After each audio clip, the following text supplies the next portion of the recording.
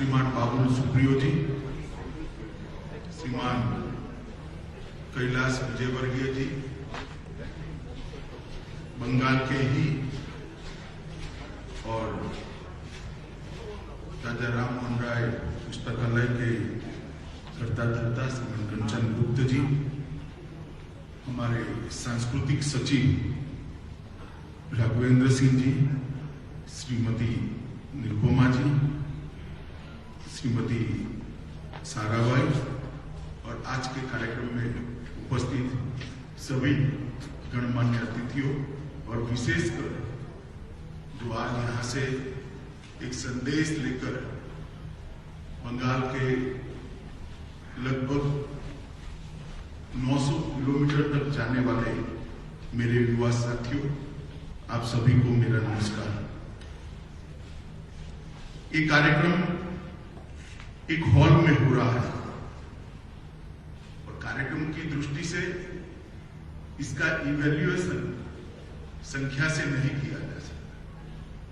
ये बहुत महत्वपूर्ण कार्यक्रम है क्योंकि ये कार्यक्रम ये पूरी श्रृंखला की एक कड़ी है जो सुभाष चंद्र बोस की 125वीं सालगिरह उनकी मनाने के लिए जो राष्ट्रीय और अंतर्राष्ट्रीय स्तर पर अनेक कार्यक्रमों का जो आयोजन हुआ है उसकी श्रृंखला की एक कड़ी है। ये तो मैं ज्यादा कुछ कहना नहीं चाहता।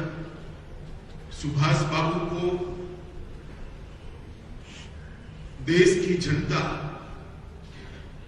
इतने साल के बाद भी इतने ही प्यार और सम्मान से याद करती है जितना वो जीवित थे और संघर्ष करते थे तब याद करती है।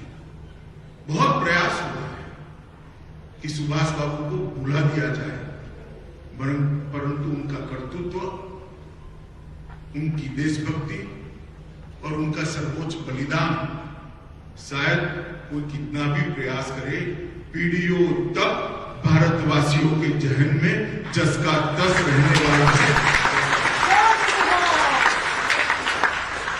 और इसीलिए भारत सरकार ने प्रधानमंत्री जी के नेतृत्व में एक कमेटी बनाई है जो कमेटी यह सुनिश्चित करेगी कि सुभाष बाबू का जीवन, इनका कवन और सुभाष बाबू के संस्कार जो देशभक्ति के हमें मिले हैं वो संस्कार को चिरकाल तक न केवल भारत में रहने वाले भारतीय, दुनिया भर में जहां जहां भारतीय बसे हैं वो चिरकाल तक याद करें और उसमें से प्रेरणा लेकर भारत को महान बनाने में अपना योगदान देते रहे। और मैं खास कर देश भर की युवा पीढ़ी को कहना चाहता हूं कि एक बार सुभाष बाबू के जीवन को आप अचूक पढ़िए, इसमें से बहुत कुछ सीखने को मिलेगा। एक ऐसा मेधावी विद्यार्थी जो आईसीएस की परीक्षा में टॉपर कर बाहर आया, उस वक्त पूरे देश के युवा लालायित होते थे, आईसीएस हो भी जाए तो बहुत बड़ी बात है, अंग्रेज सरकार की नौकरी मिलती थी। सुभाष बाबू ने अंग्रेज सरकार की नौकरी ठुकराकर देश की आजादी के संग्राम के साथ जुटना तय किया। वहीं से उन्होंने एक बहुत बड़ा संदेश, इसका कोई रिकॉर्ड नहीं है कि इन्होंने आईसीएस की परीक्षा क्यों दी होगी, क्योंकि बाल सुभाष के मन में ही देश भक्ति के रास्ते पर, देश की स्वतंत्रता के रास्ते पर जाने का तय होता है। मगर ये मैसेज देने के लिए ही आईसीएस की परीक्षा दी होगी कि मैं आईसीएस होने के बावजूद भी अंग्रेजों की नौकरी नहीं करना चाहता, इस देश से अंग्रेजों ने अब जाना था। एक उत्तम प्रशासक थे, कलकत्ता के मेयर बने, कांग्रेस पार्टी के 2 बार अध्यक्ष बने और एक बार तो गांधी जी की इच्छा के विरुद्ध चुनाव लड़कर गांधी जी के प्रत्याशी को हराकर वो कांग्रेस के अध्यक्ष। उनकी लोकप्रियता का परिचायक और अदम्य उत्साह देश को कुछ भी कर आजादी देना, और इसमें से कोई चीज, कोई प्रयास, कोई रास्ता बाकी न छोड़। मित्रों, कल्पना कर सकते हैं एक ऐसे साम्राज्य के खिलाफ वो लड़ाई लड़ते रहे थे जिसका सूर्योदय कभी समाप्ति नहीं होता था, जिनका दिन कभी अस्त नहीं होता था। इतने सारे देशों पर उनका साम्राज्य था और उसको चकमा देकर बंगाल से भागकर हजारों किलोमीटरों की यात्रा कर पैदल, गाड़ी में, सबमरीन में आजादी फौज की रचना तक और भारत की भूमि पर अपना तिरंगा फहराने तक की इनका जो संघर्ष गाथा है कोई भारतीय ने कभी भूलनी नहीं चाहिए।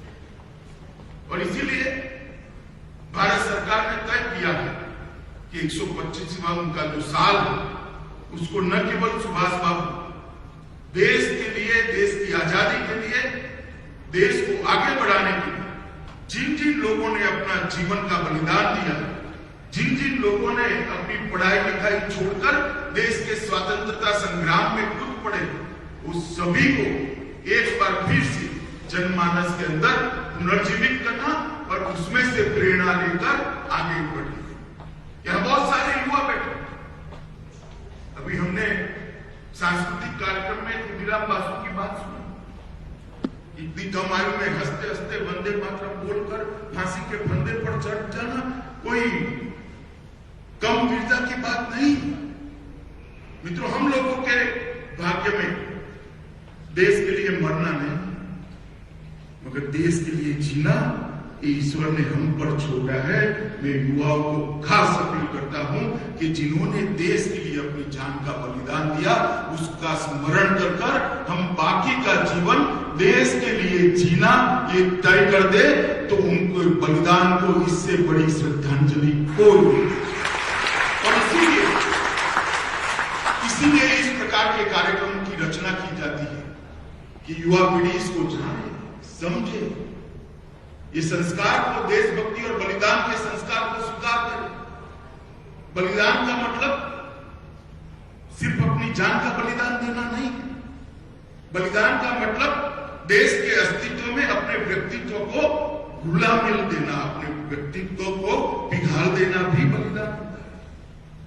देश के प्रगति के लिए, देश को महान बनाने के लिए अपना सर्वस्व दांव पर लगा देना भी बलिदान होता है।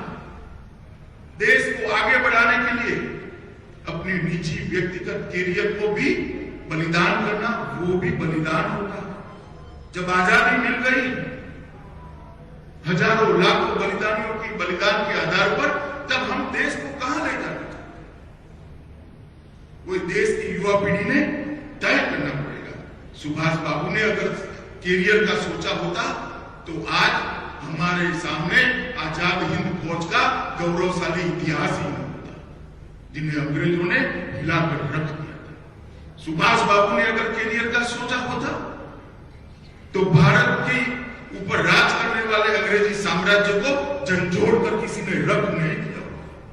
सुभाष बाबू ने अगर अपनी कैरियर का सोचा होता तो देश के करोड़ों युवाओं को 125 साल के बाद भी वो प्रेरणा स्रोत न मिला होता जिस प्रेरणा स्रोत के आधार पर आज करोड़ों युवा अपना जीवन को उस रास्ते पे ले जाने। मित्रों, नरेंद्र मोदी जी ने जो निर्णय किया है सुभाष बाबू की 125वीं जयंती को मनाने का, मैं मानता हूं कि ये बहुत बड़ा निर्णय है और इस निर्णय से देश के अंदर बहुत बड़ा परिवर्तन। आज यहां से एक साइकिल यात्रा शुरू हो रही, 3 टुकड़ियां जाएगी। एक टुकड़ी का नाम है नेताजी सुभाष चंद्र बोस टुकड़ी, जो 270 किलोमीटर का सफर तय कर नामी अनामी गुमनाम कई शहीदों के गांव में जाकर उनका महिमा मंडन करने का, उनकी याद को फिर से एक बार जीवित करने का प्रयास करेगी। दूसरी टुकड़ी रास बिहारी बोस टुकड़ी है जो 400 किलोमीटर की यात्रा करेगी और सभी हमारे शहीद जो जिस गांव में से पैदा हुए थे वहां जाकर आगे बढ़ेगी। और खुदीराम बोस टीम भी जाएगी जो 250 किलोमीटर की यात्रा करेगी। मित्रों, ये प्रयास जो युवा कर रहे हैं, मैं इनको आज समग्र देश की ओर से साधुवाद देना चाहता हूं कि आप जो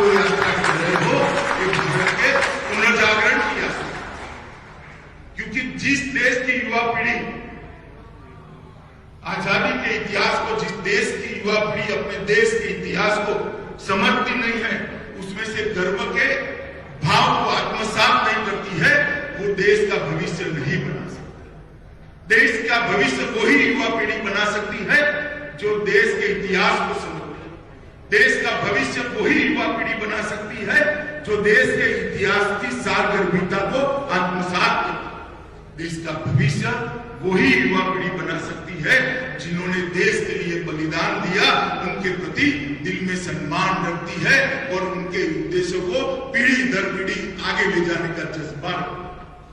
और आज जो युवा यहां से साइकिल लेकर निकलेंगे तो पूरे बंगाल के अंदर लगभग 900 किलोमीटर की यात्रा कर देश के बंगाल के युवाओं को जिस प्रकार से प्रेरित करने का काम करेंगे, मैं मानता हूं कि उनका यह पुरुषार्थ बहुत लंबे समय तक बंगाल को और भारत को बहुत कुछ देगा।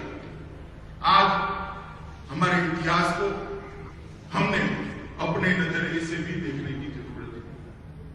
हमारे इतिहास को अपने नजरिए से समझने की भी जरूरत है।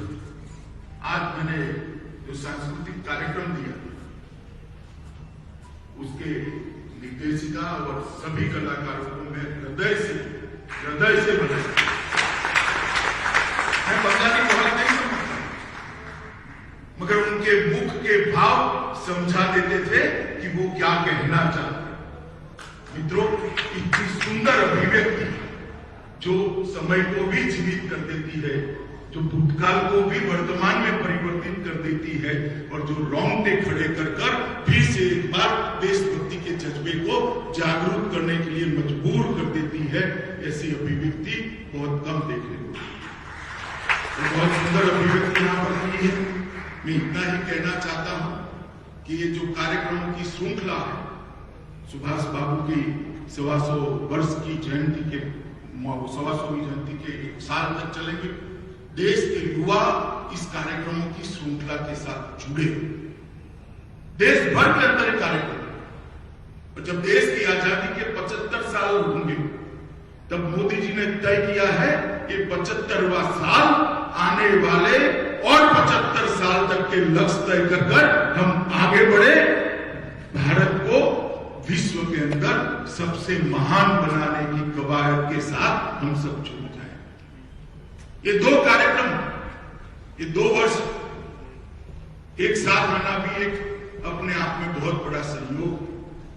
सुभाष बाबू का 125 साल मनाने का 1 वर्ष और आजादी के 75 साल के 1 वर्ष, ये हम दोनों वर्षों को भारत की युवा पीढ़ी ने ये 2 साल अपने आप को इस सभी कार्यक्रमों के साथ जोड़ना चाहिए। सभी कार्यक्रमों के अंदर अपनी भागीदारी करनी चाहिए और सभी कार्यक्रमों को आने वाली पीढ़ियों को जिसमें से प्रेरणा ले, इस प्रकार से आगे बढ़ाना चाहिए। मित्रों, मैं इतना ही कहता हूं कि जिन्होंने देश के लिए पूरा जीवन दे दिया, युवा अवस्था में ही अपनी जान का बलिदान दे दिया, बहुत सारे लोगों ने अपनी पढ़ाई लिखाई छोड़ दी, बहुत सारे लोगों ने अपने जीवन को सर्वस्व न्यौछावर कर दिया।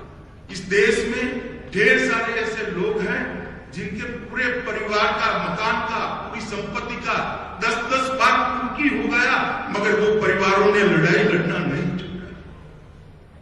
कई ऐसे लोग हैं जिनको 2 जन्मटिप एक जीवन के अंदर हो गई। वीर सावरकर को एक ही जीवन के अंदर 2 जन्मटिप हो गई। इन लोगों के बलिदान के आधार पर आज भारत यहां तक पहुंचा है, मगर हमें संतुष्टि नहीं होनी चाहिए। इन लोगों ने बलिदान सिर्फ आजादी के लिए नहीं दिया, इन लोगों ने बलिदान दिया था भारत माता फिर से एक बार विश्व गुरु के स्थान पर अपने दैदीप्यमान स्वरूप के साथ विराजित हो, इसके लिए बलिदान दिया था। और जब तक इसकी सिद्धि हम नहीं कर लेते, हमें चैन लेने का कोई अधिकार नहीं। और इसी बंगाल की भूमि से एक आर्षद्रष्टा, एक मनीषी ऋषि अरविंद ने एक भविष्यवाणी की थी, और उसी अरविंद की भविष्यवाणी को मैं ईश्वर के आशीर्वाद समझता हूं, वो सच होने के लिए ही होती है। उन्होंने भविष्यवाणी की थी कि भारत इतना आगे बढ़ेगा कि फिर से एक बार हम भारत माता को विश्व गुरु के स्थान पर देखा। श्री अरविंद के शब्दों को सत्य में परिवर्तित करने के लिए हम लोगों ने हमारा बाकी का जीवन इस रास्ते पर देना चाहिए, ऐसा मेरा बहुत मानना है। मित्रों, अंत में मैं इतना ही कहना चाहता हूं कि मरते मरते बलिदान करते वक्त शहीदों के मनस्थिति को देखकर एक कवि ने कहा था, शहीदों की चिताओं पर जुड़ेंगे हर बरस मेरे, वतन पर मरने वालों का बस बाकी यही मिसाल होगा।